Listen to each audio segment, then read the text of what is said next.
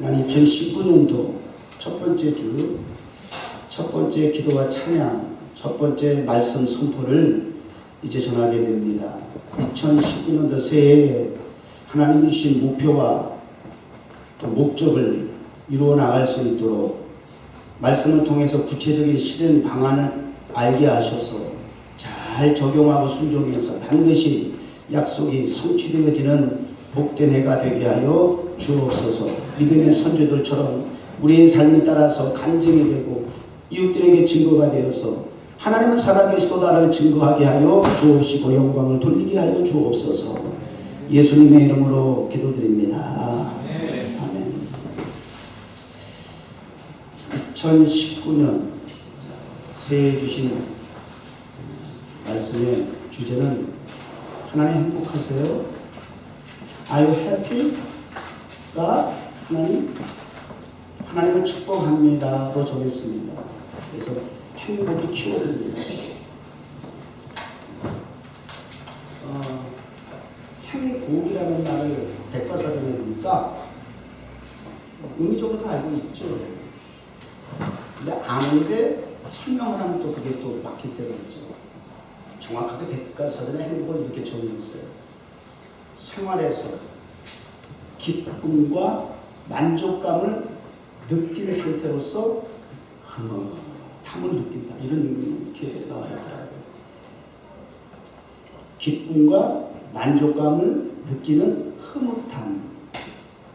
근데 놓치지 말아야 될 게 있어요. 일상에서, 생활에서. 그러면 하나님을 행복하게 만들기 위한 프로젝트를 2019년도에 우리가 정했어요.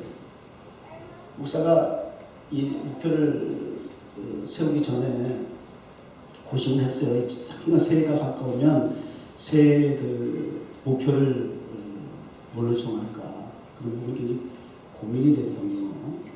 일상적으로 뭐 갖다 여기저기서 슬로건처럼 갖다 붙여도 되겠지만 그래도 그럴 수는 없잖아요. 근데 이제 깨달아진 것이 있었어요. 그래서 목표를 정하는데 굉장히 어렵지 않았어요. 그것은 뭐냐면 평소에는 항상 그 포커스가 나였어요. 우리였어요. 우리의 입장이었어요. 그래서 우리의 소원, 우리의 계획, 우리가 이렇게 됐으면 좋겠습니다 라고 하는 것이 항상 거기에 포커스를 맞춰놓으니까 거기에 이 주제가 정해지는 때가 많았는데 아니다. 새해는 완전히 방향을 바꿔서 이제 좀 우리라고 하는 태도를 좀 벗어나서 신앙생활을 해도 어떻게 항상 나와 우리라고 하는 그 범위에서 벗어나지 못하는 이건 아니다. 이제 좀 성장하고 성숙한 만큼 이제 포커스를 타겟을 하나님 앞에 맞추자. 그래서 포커스를 하나님 앞에 맞추는 것이 그것이 이제 제 머릿속에 떠오르게 됐어요. 그러다 보니까 자연스럽게 그 다음 작품 이 타겟이 정해진 거예요. Aiming to focus on God. 하나님 앞에 방향을 전환하고 조준을 해서 조금 더 깊이 포커스, 뭐라고 하나? 초점을 주민해서 방향만 전환한 것이 아니라 조준만 해서 되는 것이 아니라 더 세밀하게 디테일하게 포커스를 이 카메라 렌즈를 줌하는 것처럼 포커스를 맞춰서 하나님을 더 깊이 분명하게 확실하게 우리가 알아야 그러면 행복해질 수 있다. 이런 취지를 가지고 생각을 하니까 깨달아지니까 하나님은 행복해져요. 사실은 어떻게 보면 또 안 되는 소리 하고 있어요. 목사님. 아니 감히 우리가 하나님의 행복 여부를 어떻게 물어보고 어떻게 우리가 하나님을 축복해요 하라고 하는 생각이 보통 우리가 갖고 있는 상식적인 입장이었단 말이에요. 그래서 저도 이게 혹시 실수 말 잘못하는 거 아닌가 라고 하는 생각이 들었는데 보니까 말씀을 여기저기 보니까 이미 오늘 시편 103편에 있는 말씀도 그러한 것처럼 송축하라 찬양하라 이렇게 되어 있어요. 그래서 NIV 뉴 인터내셔널 버전 같은 경우에는 Praise the Lord라고 되어 있어요. 근데 킹 제임스 버전을 보니까 Bless the Lord 되어 있어요. 고전이지만 킹 제임스 버전이 가장 번역본에서는 권위가 있어요. 우리가 많은 우리 현대인들이 알아듣기 쉽게 성경을 편하게 번역한 부분도 나름 의미가 있지만 그래도 의미를 조금 더 깊이 들여다보기 위해서는 고전을 보는 게 그래서 중요한 거예요. 여기에는 정확하게 Bless the Lord라고 표현되어 있어요. 하나님을 축복하라. 그래서 우리 10,000 reasons, 만 가지 이유라고 하는 찬양 가사 마지막 회속에 부르잖아요. 우리도 더 힘있게 불어야 하는 이유. 또 그 곡을 만든 분이 바로 이 시편 103편을 가지고 감동을 받고 이 곡을 만들었다 그래요. 그래서 이 시편 103편은 그 은택을 잊지 말지어다라고 하는 말씀과 더불어서 그 이하에 하나님의 은택을 잊지 말아야 할 이유에 대해서 하나님의 은택이 무엇인가라고 하는 것에 대한 내용들을 다 채웠어요. 그래서 이걸 다 세워서 12가지다, 이런 2가지다, 이렇게 할 이유가 뭐 있겠어요. 그래서 그냥 10,000가지 이렇게 표현한다고 해요. 끝없다고 해요. 영원하다고 말해요. 표현할 길이 없다고 말해요. 주 하나님 지으신 모든 세계, 하나님의 그 크신 은혜, 하늘을 두루마기 삼고 바다를 먹물 삼을지라도 하나님의 그 은혜를 은택을 우리가 어찌나 표현할 수 있겠는가. 그게 10,000가지 10,000 reason에 있더라는 거예요. 그래서 하나님을 축복하지 않을 수 없다. 이렇게 그 곡에 만드신 분의 간증이 있더라고요. 이렇게 제목을 정해놓고 보니까 그분의 이러한 스토리에 대해서 또 찾아보고 알게 됐어요. 발견하게 된 거죠. 자, 어쨌든 행복이라고 하는 것. 다시 우리 지난 성경신 예배 때도 이 말씀 새 목표를 가지고 전했습니다. 다시 한번 여러분들에게 물어볼까요? 하나님은 행복하실까요? 어떻게 생각하세요? 하나님은 항상 행복하실까요? 그 행복이라는 단어를 다시 한번 유추해서 하나님에게 적용해볼게요. 하나님은 항상 생활 속에서 언제든지 기뻐하시고 만족하셔서 늘 흐뭇하시다.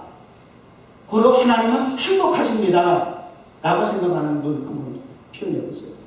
그래서 하나님은 항상 행복하실 거예요. 맞습니까?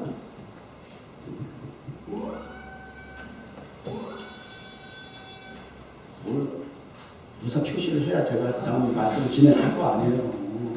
나눠서 지금 제가 물어보려고 하는 건데. 그러면 하나님은 반면에 행복의 반대말은 뭐예요? 불행하실 거다. 불행은 어떤 상태예요? 불행한 사람의 상태는 어때요?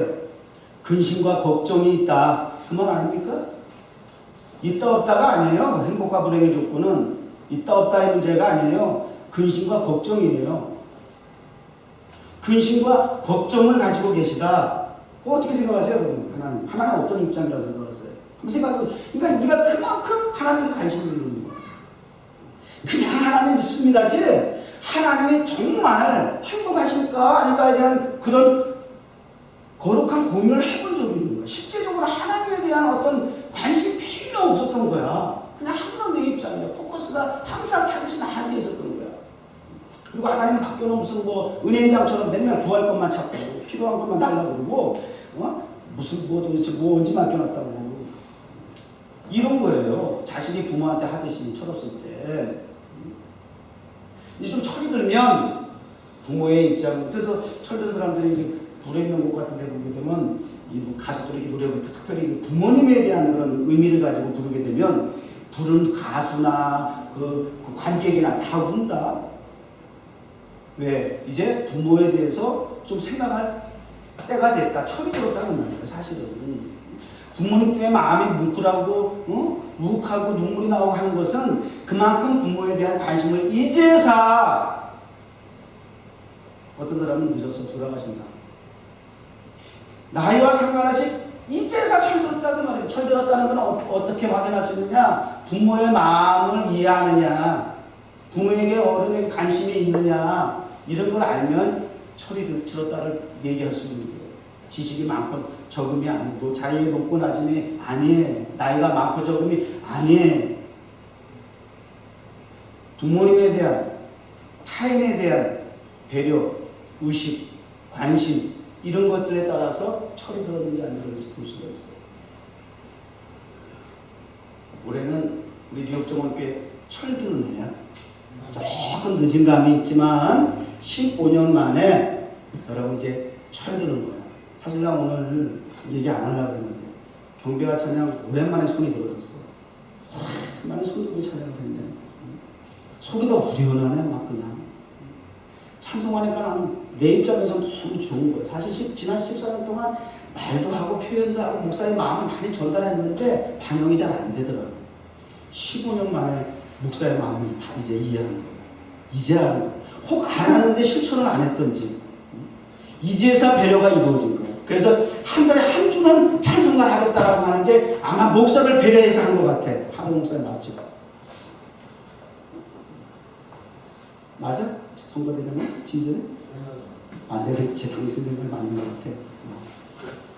왜냐면 금요기도회 때 114님 찬송가 가지고 이 찬양할 때 목사가 죽으라고 부르거든요.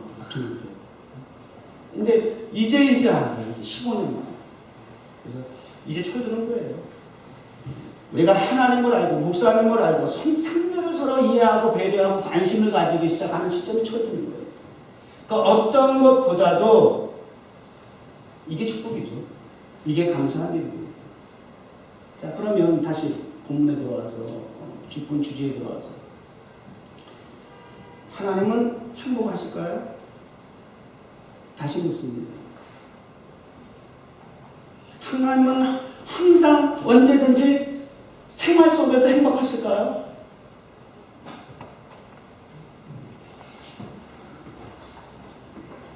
자, 성경에 시편 95편 8절 그 하나님의 근심 부분을 한번 찾아보세요. 읽어주세요. 하나님의 근심에 대한 시편 95편 8절. 이르시기를 너희는 무리바에서와 같이 또 광야 마사의 날과 같이 너희 마음을 강팍하게 말지어다. 그때 너희 을조가 나를 시험하며, 자, 이스라엘의 조상들이 믿음의 선조라고 하는 사람들이 하나님을 시험하며 하나님을 트라이했다는 거예요. 좋은 의도 아니에요. 그 다음에 나의 행사를 보았도다. 그러니까 긍정적인 면에서 하나님에 대한 관심을 가지고 하나님에게 접근하고 하나님 본 것이 아니라 항상 하나님 시험하고 하나님 항상 트라이하고 하나님이 나에 대해서 어떻게 해줄 건가에 대한 반응만 늘 우리지. 하나님 나를 위해서만 존재해야 하는 분이시지. 내가 하나님에 대해서 하나님으로 행복하게 하지 않아도 그런 관점이 전혀 없는 거야. 이스라엘 백성들이 광야 생활을 그렇게 했다는 거예요. 그러니까 내가 40년을 하나님이 말해요. 하나님이 40년을 그 세대로 인하여 어떻게 했던 거예요? 근심했다는 거예요. 근심. 저희는 마음이 미혹된 백성이라 대체가 나를 몰라. 그렇게 출애굽을 하고 광야에서 일하지 않으면 농사하지 않아도 수고에 땀 흘리지 않아도 먹을 거 입을 거 신발이 닳지 아니하도록 의복이 잘 상하지 아니하도록 그렇게 광야에서 그들을 인도해주고 보호해주고 지켜주었음에도 불구하고 은혜를 몰라. 때마다 나를 시험해. 때마다 나를 확인해.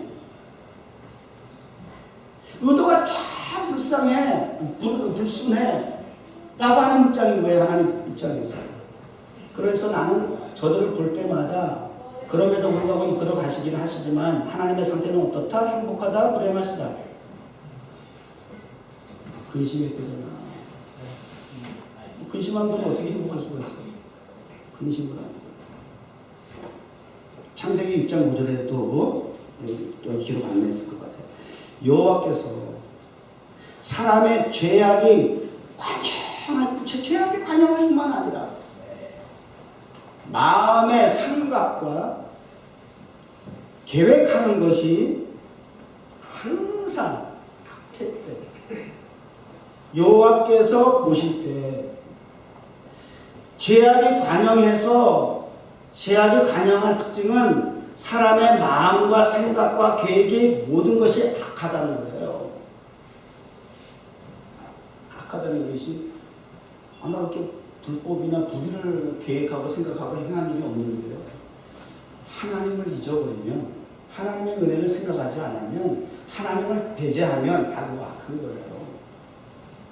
선과 악을 아셔야 돼요.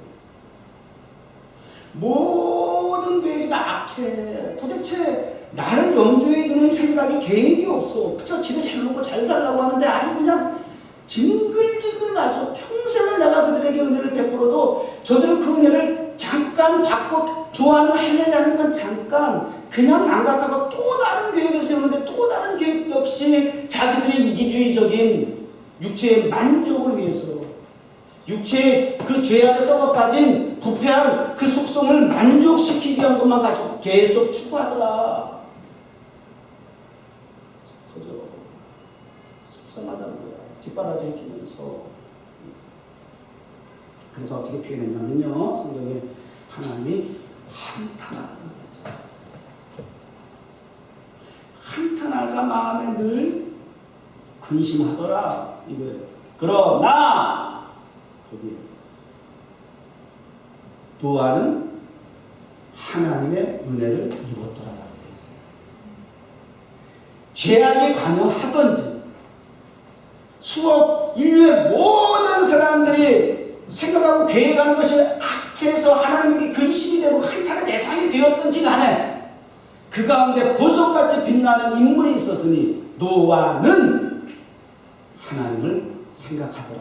계획이 하나님의 계획이고 삶의 주제가 하나님이고 삶의 주어가 하나님이고 삶의 주님이 하나님이시더라. 이건 우리 주님이 노아를 보고 감동하신 거예요. 진짜 희귀할수록 그게 신기하잖아. 감동이 되잖아요. 행복의 조건이라고 해요. 행복의 조건이 뭡니까? 여러분 2019년도에도 행복하시길 원하십니까? 새해 복 많이 받으라네. 새해 복 많이 받으세요. 무슨 복을 어떻게 행복해질 건데요? 행복의 조건을 알아야 될 거 아니에요. 행복은 상대적입니다. 무슨 조건이 있어요? 무조건이죠. 너 그렇게 생각하지 그렇게 믿지 마세요. 그럼 어거지예요. 행복의 조건 있습니다. 무조건 아닙니다. 왜 무조건입니까? 어떻게 그럴 수가 있습니까? 아닙니다. 성경은 말씀은 하나님의 역사는요 그렇게 막 비이성적이고 비논리적이고 모든 게 다 그렇게 막 아니에요. 비상식적이고 그러진 않아요. 비합리적이고 이런 거 아니에요. 좀 초월하시긴 해요. 초월. 상대적인 거예요. 조건이라고 하는 건 상대적 논리를 얘기하는 거거든요. 객체가 있다는 거예요. 주체인 나 말고 또 다른 객체가 있다는 거예요. 그것이 사람이든 사물이든. 솔직히 꽃을 보고도 행복해질 수 있어 없어요? 꽃을 보고도 마음이 행복해져. 사람 보고 징글징글 막 속 터져가지고 스트레스 받았거든요. 집에 들어가서 강아지가 막 꼬라박이 흔들고 막 한마디고 행복했어. 오늘 학원 사람들이 스트레스 팍 받다가 우리 개 보면 그냥 막 꼬랑지 흔들고 변함없이 나를 쫓아가지고 주인이라고 이렇게 막 반겨주고 말이죠. 쫓아다니는 모습이 그냥 위로가 돼. 제 막 행복해지는 거예요. 이런 거예요. 객체가 있는 거예요. 대상이 있는 거 상대적이라니까요. 행복은 분명한 거예요. 혼자 사는 것이 아니라 반드시 상대에 의해서 나는 행복해지는 거예요. 그게 조건인 거예요. 근데 우리는 행복의 조건을 그동안 어디에서 찾았어요? 사람을 통해서 자꾸 찾으려고 하고 물질을 통해서 얻으려고 그죠? 세상을 보며 사람을 보면 만족감이 있어요 없어요? 없겠는데 그럼 어디 있을까? 어디 있을까? 나의 하나님 그분을 뵐 때 나는 만족하였네. 맞죠? 우리는 행복의 조건 하나님이어야 하고요. 다시 자꾸 이 말씀도 전하다 보면 자꾸 또 우리 입장에서 자꾸 얘기를 하는 이 버릇이야. 자꾸 하나님께 초점을 맞춘다고 하면서. 근데 이것도 알아두긴 해야죠.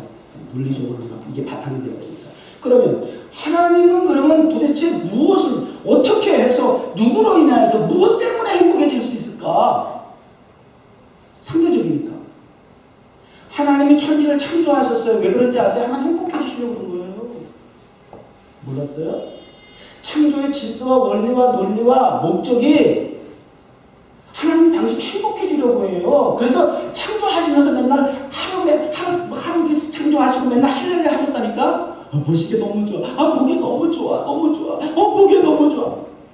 하나님 막 당신의 감동을 잡수셔. 당신이 너무 행복하셔. 그리고 마지막에 인간을 창조해놓고는 거기다가 베리굿이야. 베리굿. 너무 힘이 무지무지하게 좋았다는 거야. 무지하게 행복해 하셨어. 저와 여러분 만들어 놓으시고. 애기가 세상에 태어나면 부모가 그 자식을 보는 그 눈빛은 경이로웁니다. 세상에서 그런 눈빛이 없어. 세상에 그 무엇을 쳐다보는 그 눈빛은 없어. 막 태어난 그 생명을 안고 그 아이를 쳐다보는 그 부모의 눈빛은. 하나님의 눈빛이에요. 하나님의 시선이에요. 하나님이 우리를 그렇게 계속 주시하시고 그렇게 기뻐하실 수 있는 대상이 누구? 저와 여러분입니다. 상대적이라니까. 하나님 보시기에 좋았더라. 그래서 교회가 이 땅에 죄악의 간양에서 다 썩어빠진 노가시더라 같은 세상이지만 그럼에도 불구하고 예수님께서 이 땅에 오셔서 십자가 달려 돌아가 죽으시고 사흘 부활하셔서 이 교회를 이 땅에 세우실 까닭과 목적은 그러한 하나님 보시기에 심히 좋았던 세상을 소금이 돼서 썩어가진 세상에 소금이 되어라. 어두워진 이 세상에 빛이 되어라 라고 세워주신 거예요. 왜요? 궁극적인 것은 하나님 만족, 기쁨 통해서 세상을 볼 때 흐뭇하게 바라보실 수 있게 하시고 그 행복이에요. 그런데 그 행복을 저와 여러분 통해서 누리셔야 하는데 우리가 오해하는 것은 기도할 때만, 예배드릴 때만, 예배당에 있을 때만, 정해진 시간과 정해진 장소, 특별한 어떤 행사, 생일 때만 행복해져라. 해피 버스데이 투 유가 아니라 항상, always, 언제든지 일상에서, 생활에서 행복하시도록 해야 하는 거예요. 그게 진짜 행복이에요. 그래서 축복을 해야 한다는 거예요. 예배는 그래서 그 하나님을 행복하게 해드려서 축복하는 행사라고 하는 표현이 그렇지만 우리의 행위가 예배예요. 예배는 하나님을 축복하는 겁니다. 그래서 하나님을 행복하게 해드릴 수 있도록 그러기 위해서는 우리의 모습이 기도와 찬양을 거쳐서 말씀을 통해서 우리가 하나님이 보시기에 좋았더라라고 하는 모습으로 다듬어가는 그 작업이 이 예배를 통해서 이루어지기 때문에 수많은 재물을 가져와서 피를 흘린 제사 내가 드라큘라냐? 내가 그거 보고 즐거워하지 않아. 그것 때문에 행복해하지 않아. 미안해. 성경에 없는 걸 내가 자꾸 이렇게 좀 심하게 좀 표현을 해서 근데 좀 팍팍 와닿긴 하잖아. 자극적이긴 해도 그렇게 우리 하나님을 오해하면 안 된다고 말이에요. 예배를 드리면서 그렇게 하나님을 왜곡하면 안 된다는 거예요. 예배의 의미를 목적을 상실하면 안 된다는 차원에서 우사가 좀 이렇게 좀 자극적이지만 그렇게 표현을 하는 겁니다. 아니라는 거죠. 다치고 저란 얘기는 아니야. 더 중요한 것이 있다 그 얘기예요. 제발 순종 좀 해. 좀 말 좀 들어. 순종이 제사보다 낫다니까. 그렇다고 예배 빠지는 얘기가 아니야. 근데 예배 빠진 사람이 순종을 하겠어? 또 그것도 말도 안 되잖아요. 그죠? 예배를 통해서 하나님의 의지가, 하나님의 뜻이, 하나님의 계획이 하나님 나를 통해서 이루시기로 하는 목적이 무엇인지를 말씀을 통해서 예배 통해서 내가 알지 못하는데 어떻게 하나님의 말씀을 내가 순종을 해? 어떻게 하나님의 뜻을 이루어 드린다고 내가 통로가 되겠다고 해요? 그건 뭐 있어서 말도 안 되는 거 하지 말라고 해요. 난 교회 안 가도 예수 믿어. 이런 사람들 있어요. 제발 좀 그러지 마세요.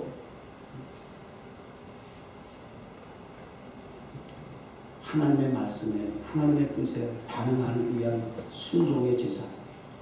그래야 우리 하나님은 삶이 신앙이고 삶이 예배가 되어질 때에 하나님이 나를 통해서 행복해질 수 있다? 예배 시간만이 아니라? 자, 그러면 하나님이 행복해지셨어요.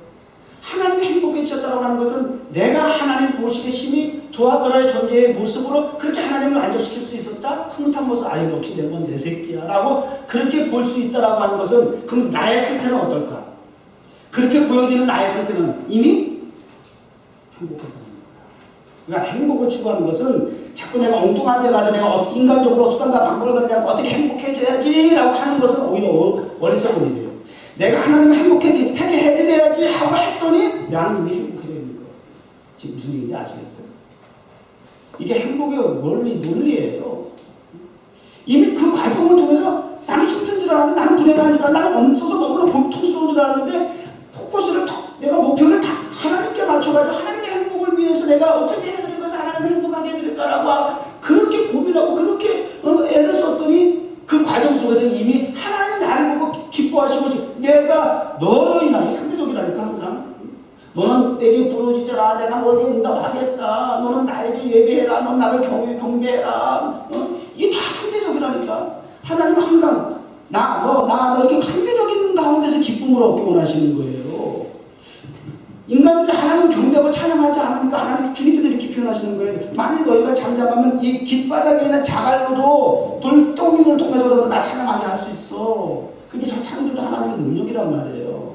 그렇지만 하나님의 형상을 닮은 하나님의 사랑을 통해서 그게 원래 내가 너를 지으면 나를 찬송하게 하려 함이라고 하는 정확한 창조의 하나님의 계획이 있는데 하나니까 벙어리같이 침묵을 하고 있으니까 아니 입을 벌려서 찬송을 하고 기도하고 말씀을 선포하고 주님을 전달해야 할 이 기능으로서의 입을 그렇게 사용해야 하는데 세상에 나가서 쓸데없는 말을 많이 하는 게 중요한 것이 아니에요.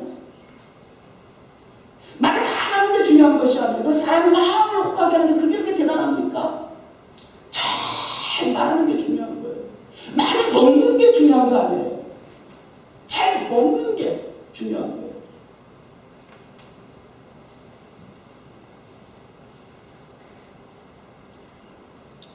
하나님은 저와 여러분을 인해서 이제 행복하게 되어야 할 이제 2019년도가 돼야 되겠죠. 좀 이렇게 시작부터 좀 각인이 되었으면 좋겠고요. 에베소 4장 30절에도 보면 하나님의 성령을 근심하게 하지 마라. 이런 표현도 제대로 돼요. 근심 안 돼. 근심하시면 돼요. 그럼에도 불구하고 할 수 없는 탄식. 속이 불 때마다 너무 안타까워. 그걸 그냥 막 이 심판의 시선으로 본다면 확 그냥 끝장내버리고 싶겠지만 그래도 하나님은 마음은 그 속세기의 자식이라도 열 자식 그 어느 거 하나라도 눈에 보면 안 아픈 자식이 없다고 하는 마음 부모의 마음처럼 말할 수 없는 탄식으로 우리 성령님께서 그 근심을 말할 수 없는 탄식으로 바꾸어서 하나님 앞에 중보하며 기도해 주신다는 거예요. 그렇게 우리를 이끌어 주신다는 거예요. 그러니까 난 틀렸어 이러지 마세요. 나는 안 될 것 같아. 지금까지 내가 나름 노력도 해봤지만 참 힘들어. 걔가 청소년이 안 돼. 난 정말 종자가 나는 너무 강박해. 지나야 알아듣니? 지나야 영어 꺼낸다고 하지. 우리는 뭐 거의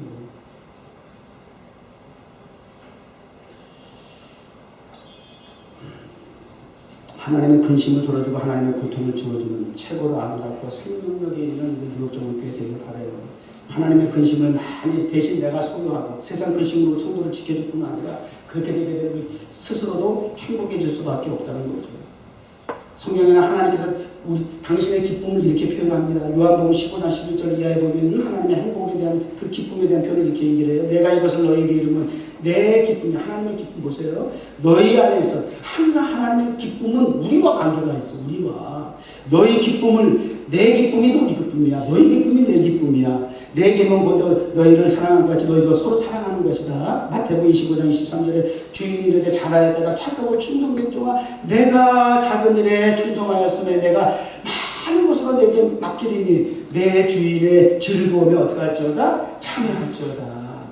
나와 너 하나님은 항상 우리예요. 우리 나예요. 나 당신의 기쁨의 조건이 내가 기쁘면 너도 그 기쁨에 참여하고 네가 기쁘면 나도 그 기쁨에 참여.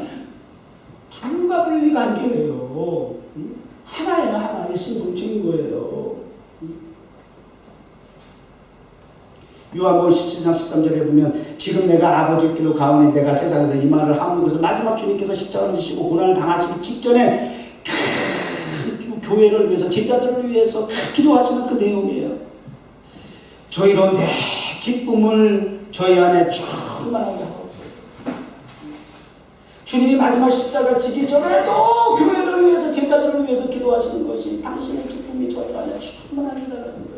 저 떠나가면서 마지막 아들의 손을 놓으면서 하직이 자라하면서도 부모의 마음은 항상 자식이 잘 되길 바랍니다. 지난 주간인가 뭐 얼마 전에 한국에 자식이 부모를 죽였는데 부모가 마지막까지 너 피 지우고 나가라고 했대요. 부모를 흉기로 찔러 살해야 했는데 엄마가 그렇게 하고 도망가는 그 자식을 향해서 범인으로 잡히지 말라고 피 지우라. 증거 묻힙니다. 자기를 죽인 자식을 향해서도 부모는 돌아가면서 마지막 죽으면서 자식 걱정하더라는 거예요. 실화야 실화. 한국에서 얼마 전이라는 일이에요.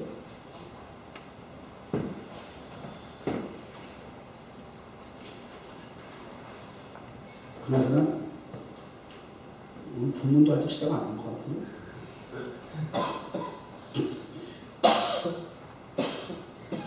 자, 조식이 맞아요? 많이 모르네.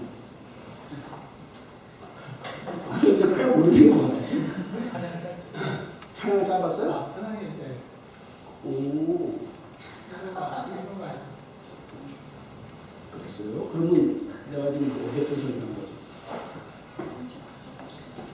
그러면 또 전과 같이 하면 안 되겠네요? 자, 어쨌든 그러면 이 시편 103편이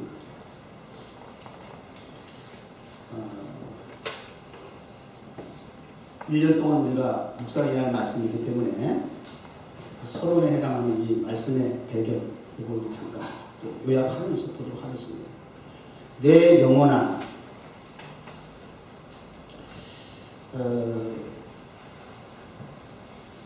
하나님을 여기 송축하라, praise라고도 되어 있지만 킹제임스 보면 bless the Lord라고 되어 있어요. 그러니까 축복하라 이렇게 받아도 돼요. 내 영혼아 여호와를 축복하라. 여호와를 축복을 하는데 어떻게 축복을 해요? 이거 우리가 놓치면 안 돼요. 하나님을 기도와 찬양을 통해서 축복하죠. 송축하죠. 근데 여러분 무엇으로 송축을 해서 찬양을 해요? 경배와 찬양을 해요? 성가대를 해요? 입술로 바싹거리는 거예요? 내 기술로? 테크닉으로? 그렇게 찬양하는 걸 송축하는 거예요? 다윗은 시편 기자는 어떻게 송축해야 된다는 거예요? 내 영혼은 네페시라고, 네페시 원문에는 네페시라는 말은 숨, 호흡이라는 말이에요. 하나님을 찬양하는 방법은 호흡과 같이, 생명과 같이, 목숨과 같이, 그러니까 몸과 뜻과 정성을 다하여 이런 표현인 거예요. 겉으로 드러난 행위적인 모습에서, 드러난 모습에서 사람들을 속일 수는 있잖아. 혼나게 할 수 있잖아. 그래서 감동도 줄 수 있어. 근데 하나님은 절대 그렇게 해서는 안 속으셔요. 테크닉이 부족해도, 발성이 약해도, 크고 작은 소리의 문제가 아니라 그 하나님을 송축하는 자세, 태도, 보시는데 우리 주님 관점 있잖아요. 난 더 이상 사람의 외모를 안 보기로 했어. 나는 마음을 볼 거야. 중심을 볼 거야. 사울왕한테 아주 뒤어가지고 본 시편을 기록한 다윗과 사울왕의 차이점이기도 해요. 그런 부분에 대해서 다윗은 이전에 왕 사울왕을 보면서 자기가 범죄할 때마다 하나님의 말씀에 불순종할 때마다 다윗은 어떻게, 나는 그렇게 생각해요. 사울왕을 떠올렸으라는 생각을 분명히 해요. 저는 깜짝깜짝 경기를 할 수밖에 없어. 내가 사울왕이 내가 일을 하고 있구나. 내가 사울이 되고 있구나. 내가 괴물이 되고 있구나. 사울과 같은. 사울이 그렇게 돼서 어떻게 됐는데 그걸 바로 눈앞에서 목격을 했거든. 그 과정을, 그 집안이 어떻게 됐는지.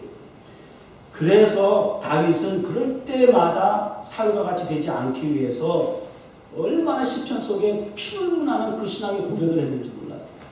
다른 것보다 하나님 내게 정직한 마음을 주세요. 변치 않는 마음을 주세요. 무엇보다 내 마음이 정결하게 해주세요. Create in me clean heart. 그게 더 중요한 거야. 왕이라고 하는 그 지위를, 그 자리를 올라가고 지키는 것이 중요한 것이 아니라 그 자리에 있으면 뭐야? 마음이 더러운 거예요. 마음이 불결한데 하나님 없이 악을 행하고 있는데 목동에 있을 때 힘들고 어려운 외롭고 고독한 자리에 있을 때 그렇게 큰 하트 해가지고 하나님을 기뻐하실 수 있는 존재였는데 아니 출세하고 나서 축복을 받고 출세하고 나니까는 완전히 사람이 달라져. 그러니까 막 그래도 다윗이 될 수 있었던 것은 회개할 수 있었다. 깨닫는 거야. 깨닫는 게 그래서 은혜인 거예요. 깨닫는 것이. 네피스 온몸과 뜻과 정성 호흡이 있는 자마다 여호와를 찬양하라. 그래서 기리야. 생명과 하나님을 찬양하는 것이 생명을 걸고 그렇게 부르는 순출이 되어야 한다는 거예요. 그리고 그의 성호라고 표현되니까는 좀 헷갈리죠. Bless His Holy Name.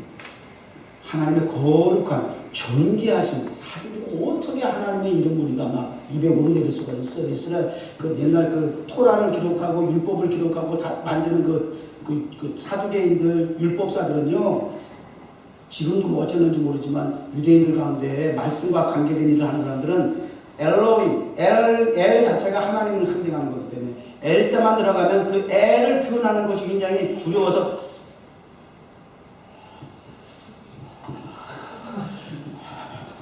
엘로힘이라고 글을 쓰려고 그러면 10번이라도 가서 손을 씻고 와서 그 L을 썼다는 거예요.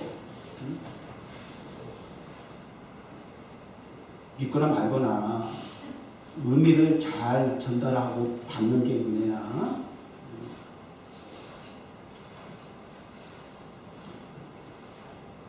여호와의 이름. 그래서 보세요.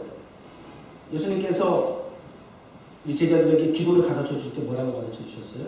하늘에 계신 우리 아버지 이름이 거룩히 여김을 받으시오며 나라의 마음씨 뜻이 하늘에서 하나님이 통치하신 나라니까 뜻이 하늘에서 온전히 완전히 완벽하게 이루어진 것 같이 죄악의 가능해서 하나님의 뜻이 반영되지 않는 이 세상이라 할지라도 하나님의 뜻이 온전히 완전히 완벽하게 이루어지기를 이렇게 축복이야. 하나님의 나라, 하나님의 성호, 홀리네임 이름을 축복하는 것으로 시작해. 우리 기도도 순서가 있어요. 놓치면 안 돼요. 시작할 때 하나님의 이름을 찬양하는 거. 하나님의 나라를 축복하는 걸로 시작해야 돼요.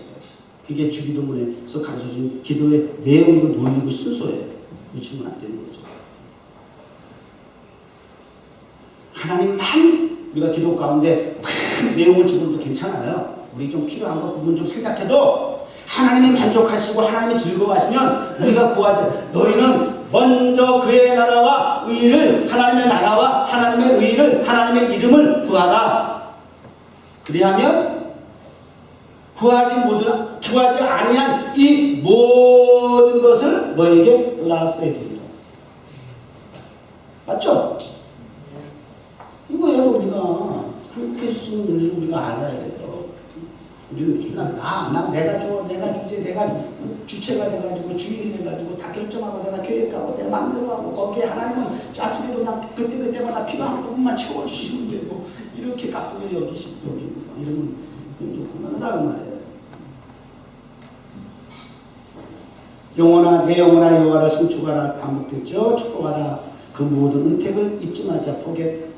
Don't forget all his benefit. 하나님 우리에게 베풀으신 그 베네핏이 도대체 뭐? 그 10,000 리즌이란 말이에요. 그걸 오늘 그 5절까지는 몇 가지 우리가 볼까요? 모든 죄악을 사하시는 것, 모든 병을 고치시는 것. 오늘 여러분 이 은혜 받으시기 바랍니다. 이 은혜 받았고 받으시고 받기를 바랍니다. 내 생명을 파멸해서 구속하시고 인자와 궁일로 관시워 주시며 좋은 것으로 내 소원을 만족해 하는 까닭이 하나님의 축복을 하나님께 송축해야 할 이유라는 거예요. 할렐루야. 네. 따라서 청춘으로 독수리같이 새롭게 하시는 거. 독수리 얘기만 하고 끝낼게요. 독수리 좀 보여주실래요? 독수리에 대한 이야기. 왜 독수리, 내 청춘을 왜 독수리같이 하게 하신다고 하셨을까? 독수리에 대해서 좀 찾아봤어요. 독수리는 도대체 무슨, 새롭게 한다는 게 무슨 의미입니까? 제가 없죠, 잘. 제가 읽어드릴게요. 독수리는 일정한 때가 되면 부리를 갈고 발톱을 뽑고 털을 새로 갈아야만 다시 날아오를 수 있다. 그렇게 하고 있어요. 독수리에 대해서 잘 모르죠? 근데 독수리가 그렇대요. 독수리의 수명은 70년인데 40년이 되면 이제 죽을 것인지 아니면 30년을 더 살지를 고민을 한대요. 독수리도 미물도 고민을 해요. 창조주 하나님의 원리가 무엇인지를 파악을 하고 스스로 결정도 해야 될 일들이 있는 거야. 독수리는 40년이 되면 날개가 목을 찌를 만큼 무겁고 발톱이 무뎌져 사냥을 할 수 없기 때문이다. 이제 나는 이제 사냥 끝났어. 나는 이제 무능해. 나는 독수리에서 이제 발톱도 그렇고 부리도 그렇고 아무 쓸모 짜리도 없어. 그러면 40년 만에 가는 거야. 자, 생존이 어려워진다는 거예요. 왜? 무기를 다 잃어버렸으니까, 상실했으니까. 자, 그러나 이때 하늘로 다시 비상하려는 독수리는 그럼에도 불구하고 아니야. 난 다시 비상해야 할 거야. 나는 다시 마저 30년 임기를 채울 거야. 수명을 다 할 거야. 그렇게 생각하는 독수리는 산꼭대기 바위 절벽에 홀로 올라가서 부리를 바위에다가 막 쪼아가지고 스스로 이 부리를 박살을 낸다. 그래가지고 이 묵은 이 쓸모없는 부리를 아주 완전 무디게 박살을 낸다는 거예요. 다 깨어 부수고 나면 그 이후에 새 부리가 나옵니다. 노아 초창기 때 우리 개자 처음 키워봤잖아. 그래가지고 걔 막 산책시키다가 집에 들어와봤더니 피투 소리 나서 깜짝 놀랐잖아. 이 발바닥이 군발바닥까지 이렇게 있잖아. 그거 가지고 깜깜. 그게 다 없어졌어, 발바닥에. 그러니까 어디 유리병에 이렇게 뒷바지라다가 찢겨가지고 그게 날라간 거야. 그 발바닥에 없는 거야. 집에 발바닥이 없어요. 꼬문 그게 군발바닥이 없어. 얼마나 놀는지 걔들하고 병원 가가지고 수술시켰잖아요. 그래가지고 얘가 이 발바닥이고 군발바닥이고 이 가족이 돌아올까 걱정을 했는데 돌아오더라니까. 야, 신기하더라. 야, 이게 창조주 하나님의 참 신명확직해. 놀라워. 그러니까 이 부리를 막 박살을 내서 막 안개가 없애고 나면 근데 그게 얼마나 아프겠어. 이게 얼마나 아프겠어. 근데 그 고통을 무릅쓰고 그 부리를 박살을 내면 그 이후에 새 부리가 나오기 시작한다는 거예요. 그러면 그 새 부리가 나오게 되면 그 다음에 어떤 작업을 하느냐. 발톱, 무뎌진 발톱 탁 일어나가서 여기 탁 나가차가 탁 올라가가지고 해야 되는데 이 발톱이 상하면 무슨 소용이 있어요. 그래서 이 새로 나온 이 부리를 가지고 발톱을 딱 끊는데 그러면 새 발톱이 또 나온다. 그러면 남은 30년의 임기를 채우는 거야. 수명을 다 갈 수 있다는 거예요. 이게 독수리 청춘 독수리같이 비상한다는 거예요. 자연적이고 과학적이고 생물학적인 차원에서의 이 물질 세계도 자연 세계도 이렇게 신비로운 거야. 그게 과학이 아니야. 하나님 신학이지, 창조학이지, 창조론이지. 거기서 나온 거야. 그걸 어떻게 과학으로 입증해? 과학으로 어떻게 그것을 그런 식의 만들 수가 있어? 재생산할 수가 있어? 그건 안 돼. 과학으로도 있을 수 없어. 어떻게? 나름 뭐 생명공학 해가지고 지금 막 신의 범주, 하나님의 창조주의 범주까지 지금 막 인간들이 파고드는데 그러면 그럴수록 이제 때는 가까워지는 거예요. 다니엘서의 말씀처럼 지식의 발달하고 기술의 발달하고 시간이 뭐 그냥 막 단축시키고 뭐 지금 별하별들이 막 마지막 때 징조로 일어난다고 성경에 다 기록되어 있거든요. 그 현상이 지금 막 나타나고 있어요. 좋아할 거 아니면 문명의 발달일 뿐이에요. 우리 인간의 문명의 물질의 발전이 없어서 지금 불행합니까? 발달될수록 더 불행한 거 아시잖아요. 그것이 만족을 주지 않아요. 행복을 주지 않아요. 하나님이 없기 때문에 불행한 것 뿐이에요. 그것만 행복하면 되는데 지금 인간이 잘못 착각하고 있는 거죠. 자, 그러면 우리 다시 본문으로 돌아와서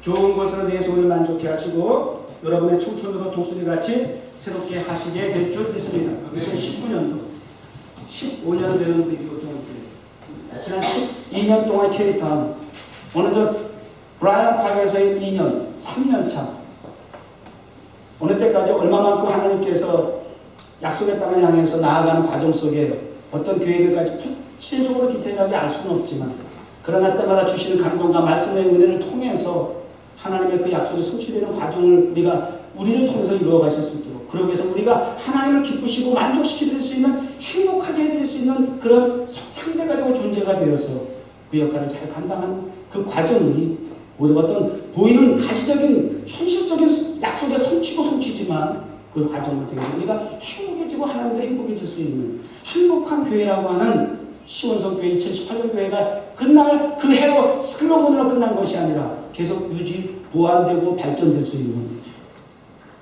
2019년도 여러분 독수리같이 비상합시다.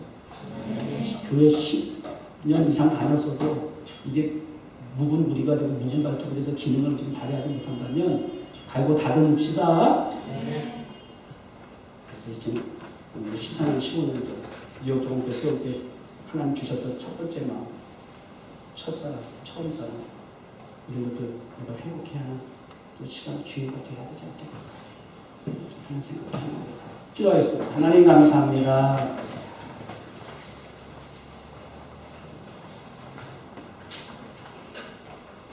하나님, 감히 하나님의 행복 여부를 저희가 물을 수 없지만 그럼에도 불구하고 우리에게 이렇게 도전적인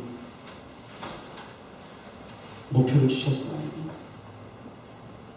이제서 철이 들었다는 생각이 듭니다. 철들만큼 우리 하나님의 마음을 잘 알아서 하나님의 만족, 하나님의 기쁨이 될 수 있는 교회가 되고 저와 우리 사랑하는 성도들이 될 수 있도록 2019년도에 행복한 교회가 이어지게 하여 주시옵소서. 예수님의 이름으로 기도드립니다.